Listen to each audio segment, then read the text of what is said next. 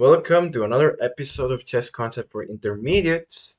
Here we have a very disgusting game that I played when I was 1100 because I literally self-destructed right in that place. You cannot play chess like this. So the game starts with, let's turn on the eval, e4 c6, d5, Akar Khan, right again, and this can be all theory. Okay, knight develops in, just taking dominance in this side, and if we trade develop knights, he traded like it's really tough to say whether this trade was good or not, but basically I would say no. Because you could have castle, sorry, my mouse, you could have castle, and when they even take, you take with the pawn, and their knight is a little bit weird. You can play even moves like this and go for checks, like sacrifice this pawn. But yeah, he trades and we get the queen out. And when I castle, play g6, develop the bishop out, ready to castle like this. I play knight d5 first, knight e4 first. Um, it's kind of a weird move because it doesn't really hang a pawn. Like, what?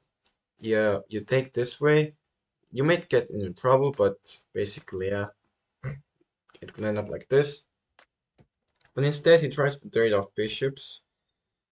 Perhaps here we could play f6, f6, so when the bishop goes back, you get the tempo. Like here, the pawn gets here, and okay, yes, you damage the structure, and you are better actually. I mean, it all depends on the move order. You get beneficial positions at every game, like basically here, you have the opportunity.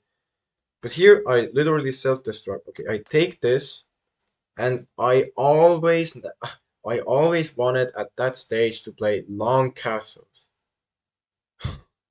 Why? Why do you play long castles here?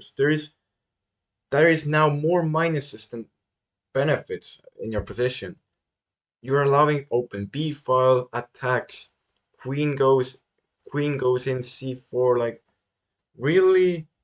Because now if the rook develops, like yeah, where are you going now with that king? Okay, this is fine. Stockfish says that it is fine, but look at this. I turn it off for some seconds. Rook b1 develops. I take a free pawn because, like, literally, I don't give a damn. Like, I literally don't give a damn about my rooks. I literally care about this pawn that is literally double. Like, why are you taking these pawns? Develop first, keep your king safe, and then get for material. Now look at this. Rook d3. Okay, you're attacking my queen. Let's go. Nah, let's just go a little bit back. And now let's look at this. We develop the rook to f8, literally have no idea, self-destructing, and I lose the game. I lose the game.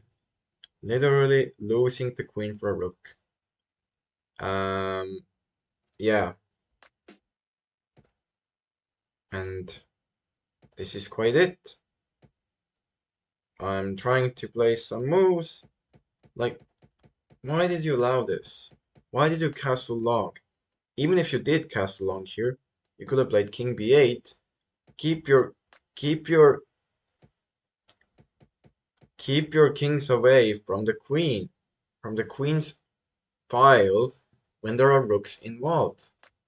This is literally the worst nightmare. I'm already getting PTSD here. Yeah, just king b8 here. Only move basically. Yes, king b8 only move. But I don't find the concept like this, and you just don't win against players like with this. You just can't. There is not a passed pawn, so you sadly are basically losing here. Okay, he gives a check and then takes this pawn. Yes, a little bit of counterplay, but no, you can't. Checks. everywhere, and mate. Self-destruction. When you castle long here, you have an open c file, which is not good for your king. You have an open b file as well, not good for your king. Keep your king in the place where there are no open files. That way you will not lose because of in king safety, on safety.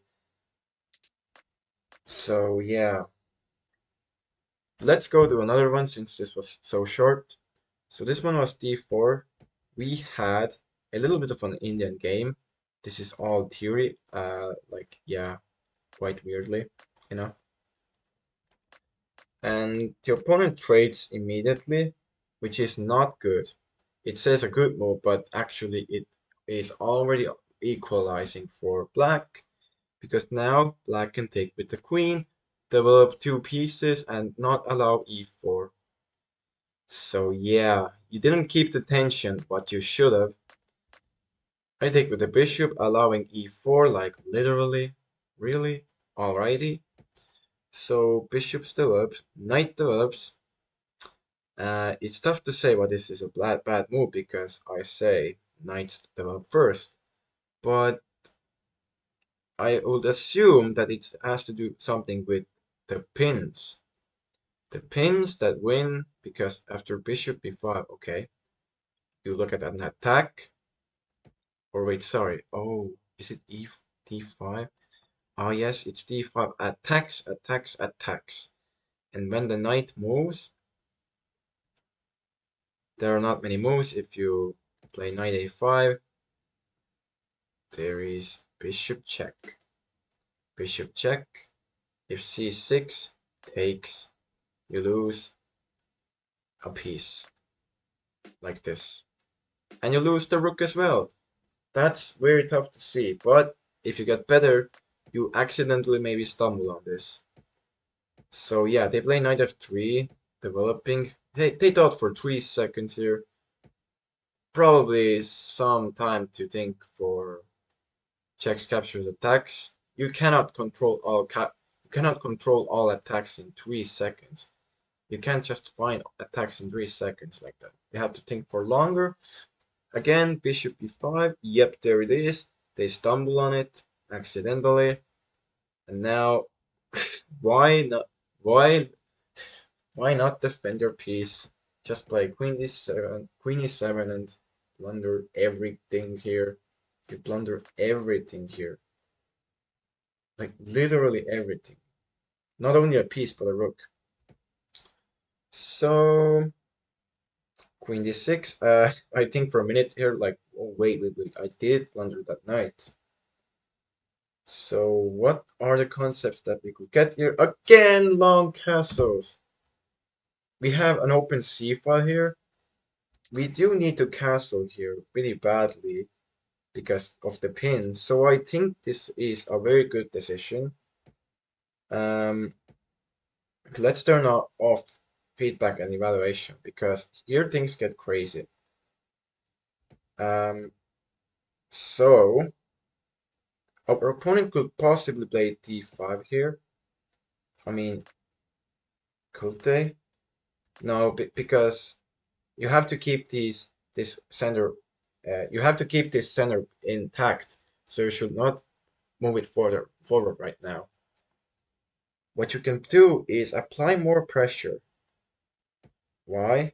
Because things are about to get bad. There is checkmate in one threatened at any given moment. And I think b4 here wins the knight. Yes, exactly. b4 wins the knight. So, but instead what happens here is knight e5. And that does not apply pressure as the knights see each other and there is no more pin. So I win a pawn. Wonderful. He takes the rook to get my king closer to give a check. Ooh, a spooky check. I should most probably develop the bishop, but instead I block with the queen. No, 7 times out of 10, you should not go backwards. Queen d6 did not protect at all. I mean, yes, you want a queen trade, because if you get a queen trade, you're up a pawn and you are good. But they don't do that, so you literally allow yourself a worse position. And they did not guard this pawn, so you take it. And what? Oh, there is this tactic. Bishop takes g2 to win the bishop here. Wow, quite amazing. Quite amazing game of chess. But instead we play f6. We cannot move this bishop, otherwise he takes. But I'm very worried about the queen and the king again on this same file. He doesn't win right now, but uh-oh, bishop a4. A bishop a4, oh my days. It's going to happen. I'm going to blunder this. Yo, c5, what is happening? Rook d1. But now you can play bishop d5. Ooh, that's clutch. I definitely did not see that. Just accidentally.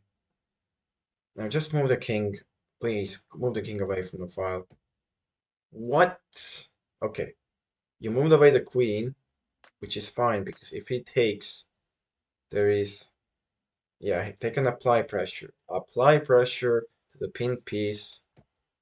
The king moves, and rook takes. They have won a pawn. Bishop e7 passive. You should have gone for this little bit of a very nice bishop. And yeah, now the bishop checks, king moves away to safety. So I don't dislike that. I go for a rook trade.